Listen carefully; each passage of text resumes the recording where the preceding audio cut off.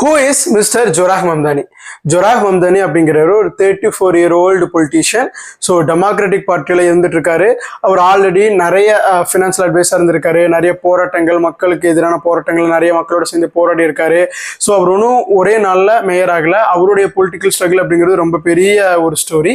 But அதுக்கு முன்னாடி அவரோட பேரண்ட்ஸ் யாரு, அவங்களோட ஹிஸ்ட்ரி என்ன அப்படிங்கிறது இந்த வீடியோவில் பார்ப்போம். ஸோ அவரோட அப்பா பார்த்தீங்க அப்படின்னா முகமது மம்தானி. அவரு ஒரு யூஎஸ்ல இருக்கக்கூடிய கொலம்பியா யூனிவர்சிட்டியோட அசிஸ்டன்ட் ப்ரொஃபஸர். அவர் ஒரு ப்ரொஃபஸர். அவருடைய அம்மா பார்த்தீங்க அப்படின்னா மீரா நாயர். அவங்க பார்த்தீங்கன்னா இப்போ நம்ம 90s வந்த ஒரு சலாம் பாம்பே அப்படிங்கிற ஒரு படத்தை இயக்குன ஒரு டைரக்டர். அந்த படம் ஆஸ்கருக்கு நாமினேட் ஆனது குறிப்பிடத்தக்கது. ஸோ அப்படிப்பட்ட ஒரு சிறந்த டைரக்டர் தான் மீரா நாயர். அவங்க அப்பா ஒரு காலேஜ் ப்ரொஃபஸர். ஸோ இதுல பாத்தீங்கன்னா அம்மாவோட நேட்டிவ் பஞ்சாப். அவங்க ஒரு பஞ்சாப் ஹிந்து. அப்பா பாத்தீங்கன்னா ஒரு குஜராத்தி முஸ்லீம், அம்மா பஞ்சாபி ஹிந்து. ஸோ இப்படி இருக்கப்போ இவங்க ரெண்டு பேரும் சவுத் ஆப்பிரிக்கால தான் மைக்ரேட் ஆகி அங்க வாழ்ந்துட்டு இருந்திருக்காங்க. அப்படி இருந்தப்போ அங்க சவுத் ஆப்பிரிக்கால தான் மிஸ்டர் ஜொராஹ் மம்தானி பிறக்கிறாரு. அங்க பிறந்து கொஞ்ச நாள் அங்க இருக்காங்க. பட் அதுக்கப்புறமே சில வருடங்களுக்குள்ளாவே பார்த்தீங்கன்னா அங்கிருந்து நியூயார்க் சிட்டிக்கு மூவ் ஆகி போயிட்டாங்க. பிகாஸ் சவுத் ஆப்பிரிக்கால இந்த இனவெறி பிரச்சனைகள் ரொம்ப அதிகமாக இருக்கும். நிறவெறி, அதாவது அவங்கள பிளாக்கா இருப்பாங்களே, ஸோ இவங்க கலரா இருக்கனால ஸோ அந்த ஸ்கின் அந்த ரேசிசம் ப்ராப்ளம் நிறைய இருக்கும். ஸோ அந்த ப்ராப்ளத்துக்காக பயந்துகிட்டு அவங்க சவுத் ஆப்பிரிக்கால இருந்து நியூயார்க் சிட்டிக்கு மைக்ரேட் ஆகி போயிடுறாங்க. ஸோ அன்னிலேருந்து இன்னைக்கு வரைக்கும் நியூயார்க் சிட்டியில தான் இருக்காங்க. ரீசெண்டாக 2018 தான் இவங்க ஃபேமிலிக்கு, அதாவது முகமது மம்தானிக்கு யூஎஸ் சிட்டிசன்ஷிப் அப்படிங்கிறது கிடைக்குது. ஸோ அப்படி இருக்கப்போ இவர் தன்னுடைய ஸ்கூல், காலேஜ் எல்லாமே பார்த்தீங்கன்னா மிஸ்டர் ஜொராஹ் மம்தானி யூஎஸ்ல தான் முடிக்கிறாரு. முடிச்சுட்டு ஒரு ஃபினான்சியல் கம்பெனியில் ஃபினான்சியல் அட்வைசராக இருக்காரு. அதாவது நிறைய பேர் பார்த்தீங்கன்னா அமெரிக்காவில் இருக்கக்கூடிய மக்கள், சிட்டிசன்ஸ் லோன் வாங்கி வீடு கட்டிடுவாங்க. அதுக்கப்புறமா அந்த வீட்டுக்கான அந்த இன்ட்ரெஸ்ட்டை கட்ட முடியாமல் நிறைய பேர் சிரமப்பட்டுட்டு இருப்பாங்க. அவங்களுக்குள்ள ஒரு ஃபினான்சியல் அட்வைஸ் கொடுக்குற ஒரு ஜாப் பார்த்துட்டு இருக்காங்க. பிளஸ் அதுக்கப்புறம் பார்த்தீங்கன்னா நிறைய டாக்ஸி டிரைவர்ஸ், கேப் டிரைவர்ஸ் இருப்பாங்க. அவங்க மேலே கிட்டத்தட்ட ஒரு 4,000 crore பிளஸ் லோன் இருந்துச்சு. அதை கவர்மெண்ட் வேவ் பண்ணணும், அதை கவர்மெண்ட் அந்த லோனை தள்ளுபடி பண்ணணும் அப்படிங்கிறதுக்காக ஒரு 15 நாள் கவர்மெண்ட்டுக்கு எகென்ஸ்டா உண்ணாவிரதம் போராட்டம் அப்படிங்கிறது இருந்தாரு. அது மூலமா அந்த டாக்ஸி டிரைவர்ஸ், கேப் டிரைவர்ஸ்க்கு ஒரு 4,000 crores மதிப்பிலான அவங்களோட லோன் அப்படிங்கிறது தள்ளுபடி பண்ணப்பட்டது.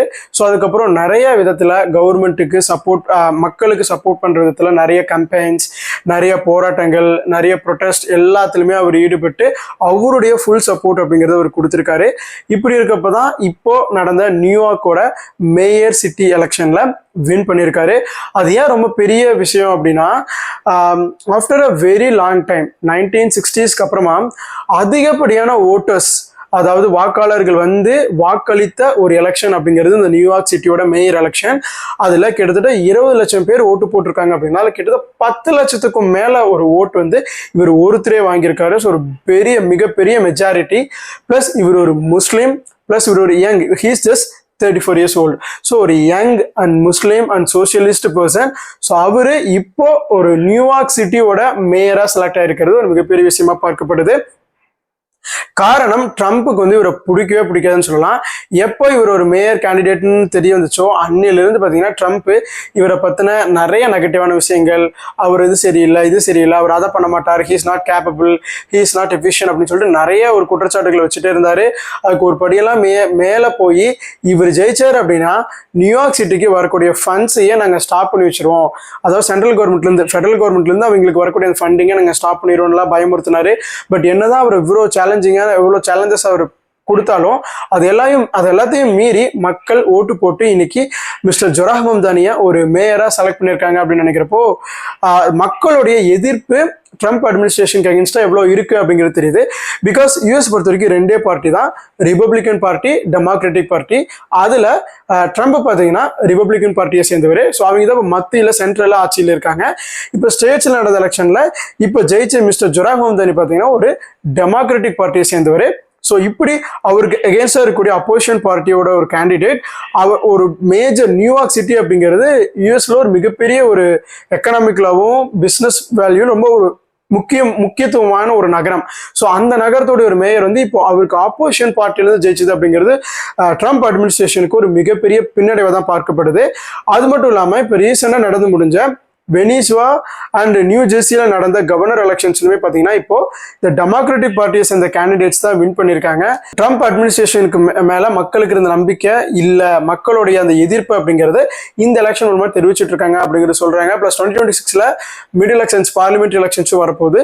ஸோ அதுலேயும் மக்கள் இதை கண்டினியூ பண்ணாங்க அப்படின்னா கண்டிப்பாக பார்த்தீங்கன்னா டெமோக்ராட்டிக் பார்ட்டியோடைய கேண்டிடேட்ஸ் லெவல் இன்க்ரீஸ் ஆகும். ஸோ ரிபப்ளிகன் பார்ட்டியோட பவர் அப்படிங்கிறது குறையும். நெக்ஸ்ட் பிரசிடென்ட் எலெக்ஷனில் maybe mister Zohran Mamdani president கேண்டிடேட்டாக வர்றதுக்கும் நிறையவே சான்ஸ் இருக்குது அப்படின்னு சொல்கிறாங்க. So let's wait and see. So இதுதான் மிஸ்டர் ஜொராக் மம்தானிக்கு இருக்கக்கூடிய பின்னாடி இருக்கக்கூடிய ஒரு சின்ன background. So I hope it is useful for you. So இந்த மாதிரியான யூஸ்ஃபுல்லான கண்டென்ட்டுக்கு ப்ளஸ் டெய்லி கரண்ட் அஃபேர்ஸ்க்கு நம்ம ஜிகே பைட்ஸை ஃபாலோ பண்ணிக்கிங்க. நான் உங்கள் ஜிகே, இது நம்ம ஜிகே பைட்ஸ்.